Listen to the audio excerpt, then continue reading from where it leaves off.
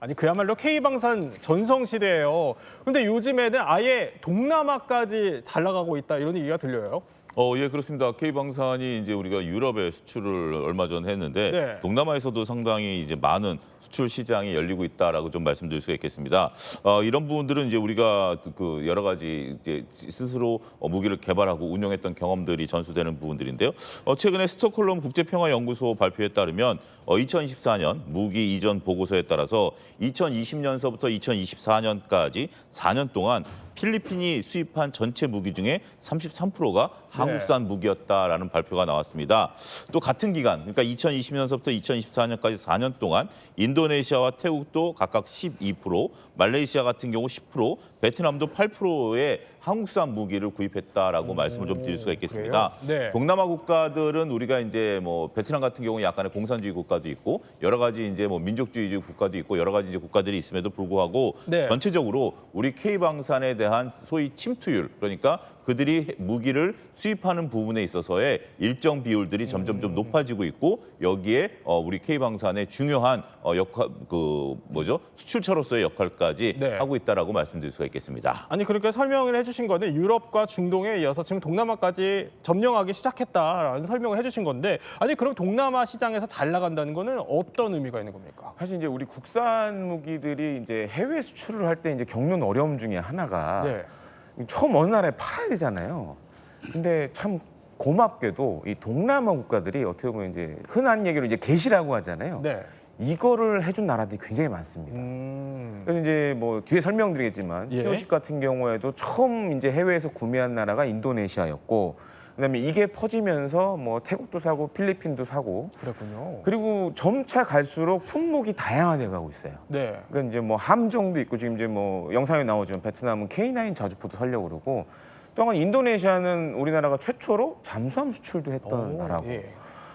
그리고 이제 또 한 가지 주목을 하셔야 될 게 이 동남아시아 국가들 보면 사실 6월이 호국 보훈의 달이잖아요. 네. 그래서 6.25 전쟁 때 참전했던 국가들이 있습니다. 태국도 있고 필리핀도 있는데 이들 나라들은 네. 그 유엔사 회원국이에요. 근데 과거에는 이제 우리나라에 와서 6.25 전쟁 때 우리를 도와줬지만 지금은 우리나라 무기가 그들 나라가 도입을 해서 그들 나라에 방위를 해주고 있다라는 점에서 과거와는 좀 양상이 많이 달라졌다라고 좀 말씀을 드리고 싶습니다.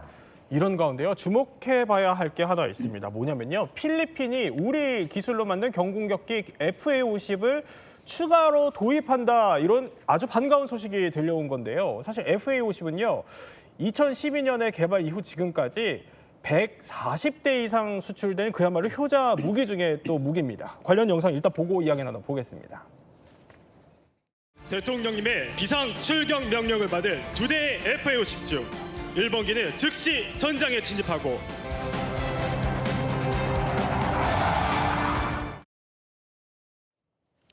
아니 어디서 많이 듣던 목소리 아닌가요? 네, 접니다 저. 제가 저 FA-50을 전력화 행사 때 제가 장내 아나운서로 나레이션을 진행을 했었어요. 군사 매니아시죠? 네. 제가 그 뭐 소위 말하면 제가 전력화 시켰다고 해도 저는 그렇게 믿고 있는 그 그런 목소리가 안 분인데. 나갔으면은 예, 그런데 이 필리핀이 무려 FA-50 12대를 이번에 추가 도입하는데 이게 계약 규모만 보면 1조 원대예요. 그렇죠. 이게 이제 폴란드가 FA-50을 48대를 샀잖아요. 예. 여기 12대면 지금 24대 아닙니까?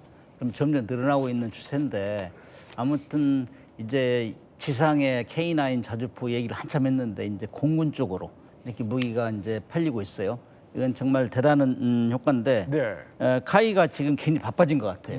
이 수출 때문에. 그래서 이제 2030년까지 계약하는 걸로 9,700원 규모. 그다음에 네. 카이는 이 12대 수출을 계약 체결함으로써 이제 다른 국가에도 주목을 끌었다 이거죠. 그래서 앞으로 상당히 희망이 있습니다. 이 이외에도 또 막 KF-21도 지금 다 시험 평가도 안 끝났는데 막 줄 서 있어요 지금. 아, 진짜요? 이런 면에서는 참 고무적인 현상이라 볼 수 있습니다. 그렇군요. 아니 그러면 이 FA-50 얼마나 대단한 공격기길래 이렇게까지 추가 구입에 나서는 거예요? 그러니까 FA-50의 원형이 되는 건 사실 이제 우리나라가 처음 만든 초음속 고등올림기 T-50을 기반으로 해서 네. 이걸 약간 전투기화 시켰다고 생각하시면 됩니다. 네.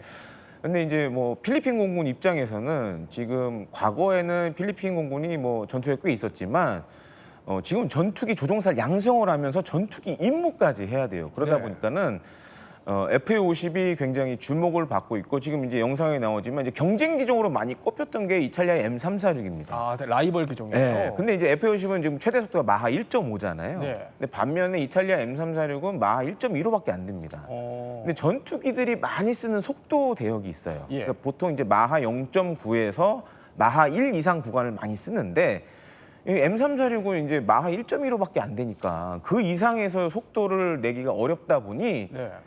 이런 이제 예를 들어 조종사 양성도 하고 전투기를 같이 쓸 수 있는 FA50이 상대적으로 M346보다 주목을 많이 받고 있는 상황입니다.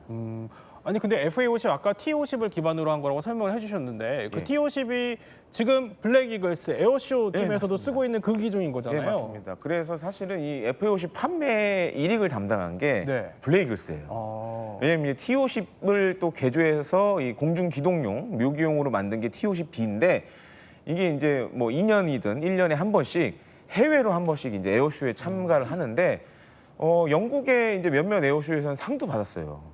그리고 저도 이제 전 세계 거의 에어로배틱 팀을 많이 봤는데 네. 정말 우리 블랙 이글스처럼 잘하는 팀을 거의 이제 다섯 손가락 안에 꼽습니다. 그 정도로 사실 이제 FA50 판매에 이 블랙 이글스가 큰 영향을 주고 있습니다. 맞아요. 사실 제가 저 블레이글스 홍보 장교 출신이거든요. 네, 그래서 특별하게 제가 언급을 하기도 했지만 네. 아니 뭐 객관적으로 봐도 이 기동성이나 저 T50B 자체 기종이 굉장히 훌륭한 거잖아요. 그렇습니다. 일단은 이제 음속 마하 1 이상으로 이제 비행이 가능하고 예. 여기에 더해서 뭐 각종 정밀 유도 무기도 탑재가 가능하고 또 한 가지는 이제 필리핀에서는 이 마라이 전투하면서 아마 국산 무기전에 몇 안 되는 실전에서 사용된 그런 무기 체계라고 이제 생각하시면 되겠습니다. 그렇군요. 아니 그런데 궁금한 거는 실제로 공군에서 이 FA50 그러니까 필리핀 공군에서 FA50이 핵심 전력으로 자리를 잡고 있다. 그러니까 얼만큼 전력으로 쓰고 있길래 그런 거예요, 필리핀에서? 지금 이제 필리핀 공군이 보유한 유일한 전투기예요.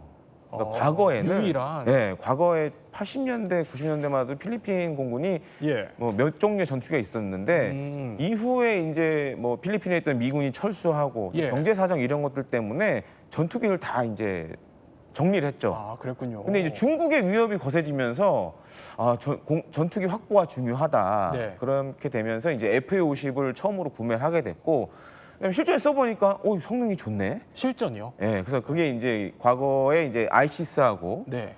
필리핀 마라위에서 일어났던 마라위 전투에서 마라위 전투. 실제로 지금 이제 저 영상이 나오는데 네. 저때 이제 마크 82 500파운드 폭탄으로 시내를 중요한 곳을 아주 정밀 타격했죠. 네. 그래서 당시 이제 필리핀 지상군 사령관이 무슨 얘기를 하냐면 마라위 전투의 게임 체인저였다. 게임 체인저. 네, 그 정도로 사실 필리핀에서는 굉장히 우수한 무기 체계로 인정을 받았고 이번에 이제 앞서 이제 1조 원 넘는 계약하기 전에도 네. 필리핀군 합참의장이 이거는 반드시 우리가 계약을 성사시켜야 된다라고 정도로. 얘기할 정도로 굉장히 필리핀에서는 인정받는 무기 체계로 지금 되고 있습니다. 아니 그러니까 실전에서는 이미 입증이 됐고 예. 필리핀 공군이 유일하게 쓰고 있을 정도로 애착을 갖고 있는 기종이다라는 건데 근데 이 부분이 의문이 남아요. 아니 사실 뭐 인근에 러시아랑 중국도 있는데 왜 굳이 우리 FA50을 구매했을까? 궁금하죠. 네. 그 사실 말씀하셨지만 성능은 가성비가 뛰어나다. 이건 입증이 됐고 전투에서 실증을 했고 그런데 이제 동남아 국가는 경제력이 튼튼하지 못하니까 비교적 과거에는 러시아나 중국의 비교 싼 전투기 이런 걸 사용했단 말이죠. 네. 근데 이번에 이제 러시아 우크라이나 전쟁 때 러시아하고 중국산 무기가 상당히 창피를 많이 떨었어요. 그래요? 그래서 전투하면서 실질성이 떨어지고 미사일은 발사하면 안 나가고 탱크도 무인기한 당하고 중국산 무인기 같은 경우는 특히 이제 저 이란 네. 무인기 이런 데 많이 밀렸단 말이죠. 그래서 거기다가 이제 러시아 같은 경우는 전쟁을 치르면서 국제 제재를 당했잖아요. 팔 수도 그렇죠. 없어요. 예. 자국산 무기 그 조달하기도 힘들어요. 네. 중국산은 좀 창피당했어요. 이 성능에서. 그런 것 때문에 많은 국가들이 이 중국산 러시아제 싸기는 한데 이건 믿을 수가 없어. 거기다가 최근에 들어서 이제 남사군도 쪽으로 이제 이 해양 분쟁이 뭐 부각되는 상황이잖아요. 네. 그러니까 여기 있는 인접 국가들은 이거 가급적이면 가까운 나라에서 성능 좋은 무기 이런 걸 구매하자 이런 붐이 일어나고 있는 거죠. 그러니까 지금 저렇게 남중국해 영유권 분쟁 지역이 있기 때문에 뭐 중국 거를 사기에는 좀 정치적인 이유로 부담이 될 수 있고 러시아도 말씀하셨던 것처럼 제재를 받고 있는 이런 상황 속에서 이런 정치적인 이유들이 있기 때문에 오히려 그것보다 자유로운 우리나라 무기를 택한 거다라는 설명을 해주셨는데 그럼 앞으로 이런 FA50이 동남아 시장에서 계속 잘 나갈까요? 그럴 것 같습니다. 이제 필리핀도 잘 보시면 이제 이전에 12대를 샀고 또 연속적으로 지금 더 산 거 아니에요? 네. 지속 사업으로 지금 많이 보내고 있어요. 그래서 이제 필리핀 외에 이제 대표적인 나라가 이제 말레이시아가 될 것 같은데 18대를 이제 계약을 했고 추가로 18대를 더 살려고 하는 움직임이 있어요. 그래서 이런 것들이 굉장히 지금 어필이 되고 있고 또 한 네. 가지로는 이제 F-50이 이제 물론 자성비도 중요하지만 가깝잖아요. 동남아시아 우리나라가. 네. 그래서 비행기 타고 가면 4시간, 5시간 이렇게밖에 안 되니까. 그래서 한 가지 이제 비하인드 스토리를 말씀드리면 이제 제가 이제 과거에 카일 다녔으니까 아 그러셨군요. 인도네시아의 T-50 같은 경우에 이제 그 보면 이게 캐노피라고 하잖아요. 네. 그게 이제 사고로 하나를 잃어버린 적이 있었어요. 잘못된 적이 있었어요. 조종사의 위에 뚜껑. 네, 그렇죠. 이제 유리된 요게 없어진 적이 있었는데 이제 가서 이제 카이 관계자분들이 보면서 아유 좀 안 됐다. 그래서 이거 그냥 하나 무료로 좀 해주자. 그래요? 공짜로. 그래서 이제 네. 인도네시아가 T-50을 더 샀어요. 아, 그거 하나로. 네. 외국 같으면은 사실 돈 내라고 이래야 되는데 네. 한국은 그냥 좀 정의 있는 차원에서 이렇게 한번 예. 해줬으니까 이제 이런 것들이 사실 동남아 시장에서 예. 의외로 사실 우리 K 방산 무기들이 인기를 끄는 비결 중에 하나라고 볼 수 있겠습니다. 그러니까 AS 서비스에서도 한국인의 또 정을 그렇습니다. 제대로 보여줬기 때문에 이런 마음을 사로잡고 있다 설명을 해주신 건데 자 글로벌 방산 시장에서요. 그런데 FA50만큼이나 사랑받는 무기가 또 있습니다. 바로 K9 자주포인데요. 아니 이게 베트남 도입이 임박했다는 얘기가 나와요. 예, 그렇습니다. 국산 K9 자주포가 이제 베트남 수출이 임박했다라는 보도가 현재 나와 있는 상태입니다. 네. 수출 규모는 K9 자주포 20대로 3억 달러 정도, 우리나라 돈으로 4,300원 정도 된다라고 말씀드릴 수 있겠죠. 베트남이 이제 K9 자주포 도입을 이제 결정하게 되면 11번째 이것을 도입하는 국가가 됩니다. 우리가 잘 알고 있는 튀르키예라든지 네. 폴란드, 노르웨이, 이집트, 인도에 이어서 이것을 이제 도입하는 국가가 됐는데요. 특히 이제 동남아는 이제 첫 진출이 된다라는 측면에 있어서는 상당히 의미가 있다라고 말씀드릴 수 있겠습니다. 그런데 우리가 앞서 10개 국가들의 이제 상황들을 놓고 보면 산악지대로 되어 있거나 네. 국경이 상당히 이제 긴 이런 부분들에 있는 국가들이 K9 자주포를 도입하는 경향들이 좀 있다라고 봐야 될 것 같아요. 특히 베트남 같은 경우 국경이 산악지대로 길게 이어져 있기 때문에 네. 이것을 탱크로 돌파한다라는 것은 상당히 좀 어렵죠. 그렇기 때문에 K9 자주포의 효용성이 상당히 높은 부분으로 되지 않을까라고 말씀드릴 수가 있겠습니다. 베트남이 이런 것을 이제 구입한다라는 것은 공산주의 국가로서 우리나라 입장에서 보면 우리나라 무기를 수입하는 첫 번째 국가가 되기 때문에 상당히 의미가 있고요. 네. 우리가 이제 과거 사례를 자꾸 이제 언급을 하게 되는데 과거에 우리가 퇴역한 초계함을 베트남에 무상 공유한 우리가 이제 그 경력이 있습니다. 그래요? 필리핀에도 우리가 이제 했었고 네. 그게 이제 지금 얘기한 FL50에까지 이어졌었던 부분들이 있기 때문에 우리나라가 지금 현재 뭐 남미도 그렇고 퇴역한 초계함들을 이렇게 무상 공유하는 것들이 결과론적으로 이제 그 시간이 흐르다 보니까 우리나라 무기를 수출할 수 있는 또 그들이 써보고 좋으니까 그러한 어떤 하나의 어떤 초석이 됐다 이렇게도 설명이 가능할 것 같습니다. 물론 수출이 임박했다는 거가 네. 아직 수출이 결정된 건 아니지만 이게 말씀해 주셨던 것처럼 처음 공산권 국가로 가게 되는 케이스가 될 수도 있는 거잖아요. 근데 그러면 이런 일각에서 우려나 지적들도 있어요. 공산권 국가들한테. 국가에 팔 수 있느냐는 우려를 하고 계신 거죠. 예, 그렇죠. 예. 그러나 이게 이제 무기를 수출할 때는 여러 가지 조건을 따져봐야 된단 말이죠. 네. 첫째 이제 베트남하고 중국은 국경을 인접하고 있잖아요. 그래서 네. 상당히 갈등이 많아요. 그래서 서로 상당히 뭐 자주권을 많이 얘기하는데 특히 이제 남사군도 같은 데는 또 해양 분쟁이 또 일어날 가능성이 많고 그래서 중국이 반발할 거냐 안 할 거냐. 예를 들어 우리가 대만에 우리가 무기를 수출하면 중국이 반발한다 이걸 항상 의식하고 있잖아요. 네. 그런 케이스고 그래서 근데 실질적으로 러시아 우크라이나 전쟁 같이 우리가 교전하는 국가는 아니기 때문에 중국은 사실 북한에도 무기 팔고 있잖아요. 지금. 네. 그래서 우리가 그걸 너무 걱정할 필요는 없는 것 같고. 그래요? 그다음에 이제 대공산권 수출 통제 코콤이라는 게 있어요. 네. 거기에서 이제 서방 진영의 무기 기술이 유출되면 문제가 있다 해가지고 1949년부터 계속 통제를 했어요. 94년까지 통제했는데 네. 그 중에 1980년대 초에 일본이 네. 러시아 그 당시에 소련이지 소련에가 팔았다고 밀링 머신, 그래서 철색 공작기기를 판매했는데 그거를 강력하게 규제를 했어요. 우리 미국 같은 데서 도시바라는 그 회사가 규제를 많이 받았는데 이런 케이스. 그다음에 이제 그런데 지금은 다 공용화돼 있어. 거의 기술이 거의 평준화됐기 때문에 네. 러시아는 지금 자기 러시아에서 만든 무기 가지고 러시아하고 우크라이나 싸우고 있어요. 같은 무기 가지고 뭐 네. 탱크나 뭐 항공기나 이런 거. 그다음에 이제 국내 문제는 베트남에 과연 그동안 싼 무기를 주로 사용했는데 러시아 T-70이나 뭐 이런 무기를 사용했는데 한국은 비교적 비싼 거예요. 동남아에서 볼 땐 이런 무기를 할 수 있는 재력이 있느냐, 그 예산이 있느냐 이런 문제. 그다음에 이제 과거에 러시아 거 뭐 122mm나 152mm나 이런 걸 썼는데 우리 거는 K9 자주포는 네. 명품면서도 155mm를 썼단 말이죠. 그러면 호환성이 없잖아요.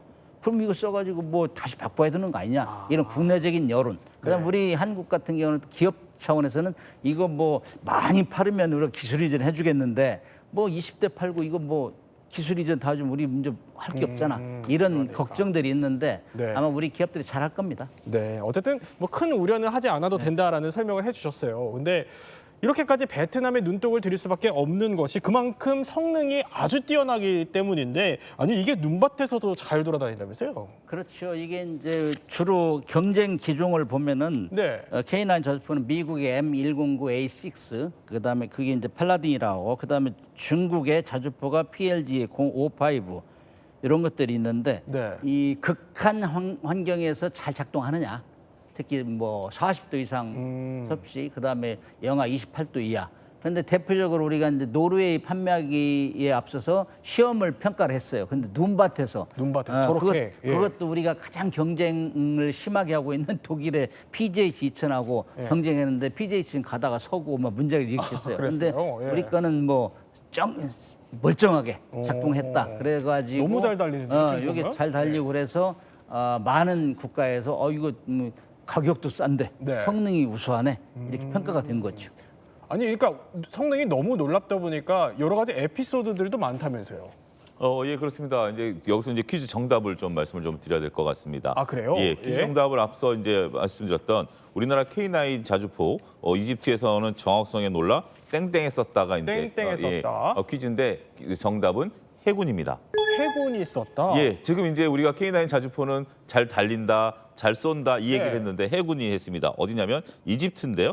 기본적으로 자주포는 이제 육군용입니다. 그렇죠. 그리고 적군의 진지라든지 전차 부대를 공격하는데 네. 이게 잘 맞다 보니까 이집트에서는 해안 포대에 이제 배치를 했습니다. 그래서 실제 배를 맞췄습니다. 그러니까- 그렇기 때문에 예. 이집트에서는 이런 부분들을 놓고 더군다나 이제 이집트 같은 경우에 사막지대에 있다 보니까 아무래도 해안에 또 이런 부분들을 방어를 해야 되는 부분들이 있기 때문에 중동 문제도 있고요. 그래서 해안 부분에 있어서 이 K9 자주포를 해군이 쓰고 있다 이렇게 좀 말씀드리겠고요.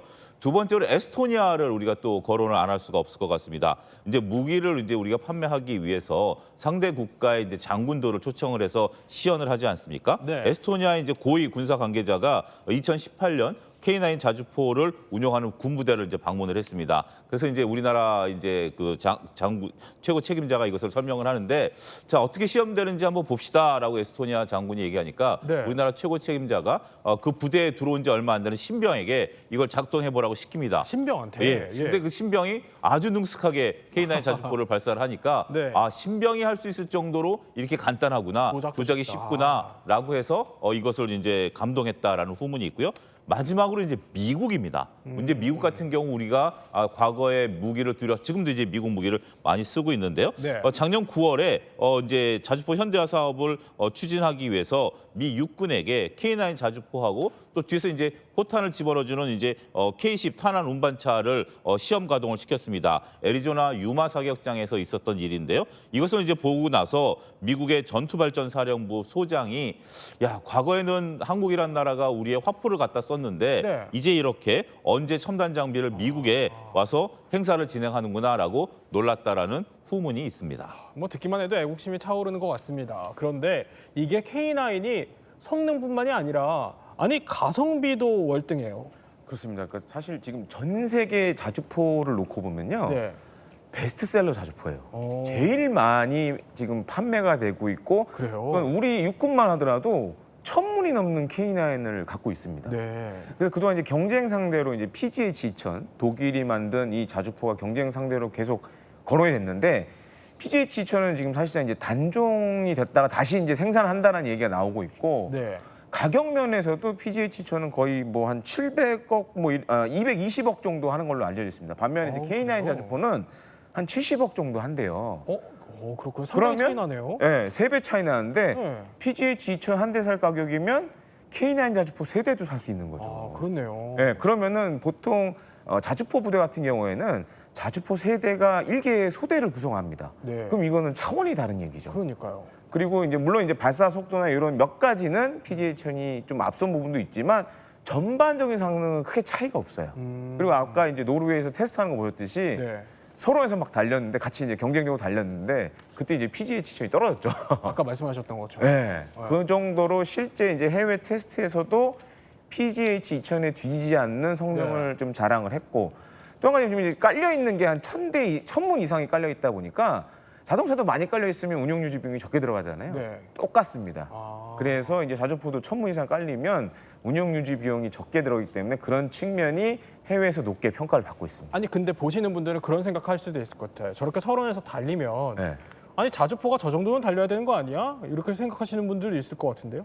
꼭 그렇지는 않고요. 그래요? 근데 저게 사실은 우리나라의 자연 환경하고 좀 영향이 있는 것 같아요. 그러니까 철원을 가보시면 강원도 철원 같은 경우에는 실제로 시베리아보다 더 추울 때도 있어요. 근데 저도 이제 현장에서 봤는데 그 추운 환경에서도 K9 자주포는 정상적으로 다 작동을 합니다. 그러니까 저게 그냥 눈밭을 달리는 거 비단뿐만이 아니라 굉장히 낮은 온도에서도 그렇죠. 그런 거 달릴 다 수 포함이 있다. 돼 있는 거라 예. 그 정도로 우리나라의 환경이 정말 극한의 환경이다라고 좀 생각을 하시면 되겠습니다. 그런데요, 이런 첨단 장비를 만들어내고 있는 우리나라지만요, 불과 30여 년 전까지만 해도 이런 화포의 독자 개발 기술이 북한한테 밀렸었어요. 맞습니다. 사실은 이제 북한 같은 경우에는 6.25 전쟁 이후부터도 이런 화포를 국내에서 계속 만들어 왔고, 네. 뭐 당시 구소련으로부터 기술 이전을 받으면서 계속 만들어 왔고 했는데, 사실 우리나라가 K9 자주포를 만들게 된 결정적인 계기는 아마 이제 기억을 하실 거예요. 북한이 과거에 이제 김영삼 전국 때 예. 서울 불바다 발언했었잖아요. 그러면서 이제 그때 이제 장사 정포를 효과적으로 제압을 하려면 우리 군 요구도에 맞는 신형 자주포가 필요하다. 그래서 이제 K9 자주포를 만들었고, 네. 앞서도 이제 표로 보셨겠지만 K9 자주포의 최대 사거리가 거의 40km 이상입니다. 그러니까 저렇게 이유- 북한이 장사 정포를 쏘아대고 있으니까. 예. 예. 그래서 지금 휴전선 인구에도 많은 양이 있기 때문에 이걸 제압을 하기 위해선 사거리가 40km 이상이 돼야 되고 기동성과 생존성이 높아야 된다. 네. 근데 그러한 선견 지명이 지금 어떻게 보면 해외 시장에서 수출되는데 큰 역할을 하고 있죠. 그렇군요. 아니 그런데요, 최근에 이 동남아 시장에서 우리 K방산이 물론 점령을 하고 있지만 네. 여기에 도전하고 있는 나라가 있다면서요. 그렇습니다. 이제 우리 주변국이라고 할 수 있는데 일본이 사실은 지금 이제 이 동남아 일본이요? 시장을 예. 많이 노리고 있어요. 그래서 필리핀 같은 경우에는 물론 이제 우리가 많이 국산 무기를 수출했지만 네. 최근 몇 년 사이에 일본이 만든 뭐 대공 레이더라든가 이런 것들도 수출이 됐고 네. 또 한 가지로는 지금 이제 일본 같은 경우에는 아까 이제 앞서도 말씀드렸지만 우리도 이제 국산 퇴역 무기들을 이렇게 제공하는 프로그램들을 동남아 국가에 하고 있는데 비슷한 걸 일본도 지금 하고 있고 또 한 가지 일본이 새로 만든 무기들을 지금 동남아에 팔려는 노력들을 많이 하고 있습니다. 그래요. 그래서 이제 어떻게 보면 우리를 좀 바짝 추격하고 있는데 네. 제가 이렇게 경험해 보면 아직 일본은 이제 뭐 물론 이제 무기 체계가 우리보다 얼등한 것도 있고 하지만 전반적으로 세일즈 노하우라든가 그다음에 이제 가성비 이런 측면은 우리보다는 조금 아직은 좀 떨어지는 것 같아요. 그래요. 그래서 우리가 아직은 좀 동남아에서 선전할 수 있는 그런 여지도 많고 이제 영상은 나오고 있지만 일본의 이제 차세대 호위함 이제 모가모기급도 네. 동남아 시장에 이제 수출을 하려고 하는데 사실 저게 가격이 좀 만만치가 않습니다. 그래요. 성능은 좋은데 오히려 우리나라 호위함들이 동남아에 좀 더 맞지 않을까 좀 이렇게 보여집니다. 아니 그러니까 어쨌든 간에 우리나라가 한 수 위다 설명을 해주신 건데 아니 그러면은 아까 설명해 주신 것뿐만이 아니라 일본과 격돌할 수 있는 주요 무기들 그러니까 좀 우리가 좀 예의주시해야 하는 일본의 무기들 이거 뭐가 있나요? 우리 국민들이 많이 알 거예요. 조금 전에 모가미급 호위함 나왔잖아요. 그렇죠. 이게 예. 이제 작년 말에 우리가 호주에 이제 호위함 수출하는 거 일본하고 독일하고 우리가 경쟁을 했는데 우리가 거기서 졌어요. 예. 그래서 국민들이 굉장히 언짢아하고 가슴 아파했는데 여기 하나 이제 함정 해군 쪽이고요. 이거는 그때 당시에 이제 호주에서 원하는 건 원해 작전이 가능한 거 그것을 좀 많이 요구했어요. 그다음에 그 당시에 우리 경쟁 환경이 우리는 국가에서 총력전을 해야 되는데 네. 그걸 하는데 좀 미비했어요. 그래야 놓친 게 뼈아픈 사실인데 그거하고 육군 같은 경우는 우리는 K9 자주포가 명품이라면 일본 99식이 있어요. 99식? 자주포가 있어요. 아, 저건가요? 성능이 예. 거의 비슷한데 이거를 계속 수출하려고 하고 있고 공군 같은 경우는 GCAP이라고 일본하고 이태리하고 영국하고 합동 공동으로 생산하는 게 있어요. 네. 일본이 상당히 앞서가 있어요. 기술은. 아, 그래요? 그래가지고 그건 뭐 6세대 전투기라 하는데 3세대 전투기는 스텔스라 하잖아요. 네. 6세대 전투기는 무인화, 그다음에 AI 인공지능, 그다음에 슈퍼컴퓨터 이런 게 들어가가지고 아주 앞서간 전투기인데 이게 개발되면 이런 것들은 세계 시장을 석권할 수 있죠. 물론 비싸지만 네. 아무튼 일본은 아까 의원님께서 말씀하셨지만은 2014년부터 아베 총리부터 법을 바꿨어요. 무기 수출 3원칙에서 방위 장비 이전 3원칙을 바꾸면서 이건 이제 우리가 수출에 참여해야 되겠다 하는데 어떤 세미나 같은 데 가서 보면은 일본이 우리한테 요구하는 것도 같이 하자. 우리는 그 경험이 없으니 수출도 같이 하자. 네. 제안하는 경우도 있는데 아무튼 우리가 현재까지는 방위사업 수출에 있어서는 앞서가고 있고 특히 K9 자주포 같은 거는 그야말로 방산 한류에 네. 뭐 BTS를 이렇게 얘기할 정도로 석권하고 있는데 네. 그래서 육해공군 무기가 지금 일본뿐만이 아니라 중국도 지금 뛰어들고 있어요. 그래서 그동안은 중국하고 일본하고 뛰어들지 않았는데 우리가 지금 막 잘 나가고 있으니 예. 양옆에서 지금 추격하고 있습니다. 아니 그러니까 K9을 우리 방산업계의 뭐 BTS다라고 설명을 해주셨지만 아니 그러면 김대영 소장 그러니까 예의주시해야 되는 게 99식 자주포 그러니까 이게 비슷한 스펙이라는 거잖아요. 지금 일본의 무기인데 예. 그러니까 이거 경쟁해봤을 때는 어때요? 지금은 사실 베스트셀러는 네. K9 자주포입니다. 아 그래요? 그러니까 일단 이 99식 자주포 같은 경우에도 한 가지 문제가 지금 일본 외에는 안 쓰거든요. 그냥 어딘가 해외 시장에 한번 팔아야 그 다음에 이제 다른 나라에 주목을 하는데 일단 뭐 가성비, 가격 측면에서 제가 알고 있기로는 99식 자주포가 우리 네. K9 자주포보다 비싸요. 아, 왜냐하면 생산 수량이 얼마 안 돼서 네. 비싼 문제도 있기 때문에 사실 게임이 안 되죠. 그렇게 따져보면. 그렇군요. 사실 뭐 방산 시장에 뭐 한일전이라고까지 표현하기에는 아직 그런 차이를 보이고 있지는 않지만 그래도 일본이 더 추격할 수 있는 가능성이 있기 때문에 우리가 이런 얘기를 하는 건데 그러면 앞으로 일본의 이런 주요 무기들이 우리 K방산의 강력한 경쟁자가 될 수 강력한 있을까요? 경제자죠. 왜냐하면은 미국하고 일본은 거의 기술 수준이 네. 대등할 정도. 예를 들면 뭐 F-15도 공동 생산하고 그래서 미사일도 이제 공동 생산해서 팔고 이런 상황이기 때문에 그러나 지금까지는 법에 의해서 수출을 자유롭게 하지 못했어요. 네. 그러나 그런 시스템을 갖춰가고 있는 과정인데 일본의 특징 중에 하나가 제가 이제 림팩 훈련을 다녀왔는데 하와이 림팩 훈련 가면은 일본하고 미국은 자기들끼리만 해요 훈련을. 굉장히 그 밖으로는 안 나타난다고. 네. 그래서 아주 독자적인 기술. 그렇기 때문에 무기를 사면 호환성이 있어야 되잖아요. 여기서 산 거 저기서 산 거 해야 되는데 자기들 것만 가지고 있어도 수출하기 굉장히 제한이 돼요. 네. 그거 사면 일본 거 사면 다른 거 쓸 수 못하잖아. 네. 이런 의견들이 많습니다. 김대현 평론가 끝으로 그러면 우리 이 K방산 앞으로 전망은 어떻게 보십니까? 매우 밝다고 할 수 있겠습니다. 근데 이제 뭐 동남아를 언급하기 전에 네. 일단 지금 이제 폴란드 관련돼서 K2 전차 2차 수출 계약 체결이 아마 임박을 할 것 K2. 같아요. 네. K2 전차. 그래서 이제 새 정부 출범과 함께 어쩌면 최초의 K방산 수출 계약을 맺을 것 같고 동남아 시장 같은 경우 지금 뭐 육해공 해병대 그리고 이제 우리가 만든 유도 무기들도 사실 선전을 하고 있습니다. 네. 그래서 아마 지속적으로 K방산이 영향력을 좀 동남아 지역에서는 펼치지 않을까 이렇게 보고 있고 향후에도 또 추가 수주가 기대되는 부분이 많다고 말씀을 드리고 싶습니다. 네, 세 분과 함께 K방산의 동남아 시장 공략에 대해서 몰랐던 이야기 살펴봤습니다.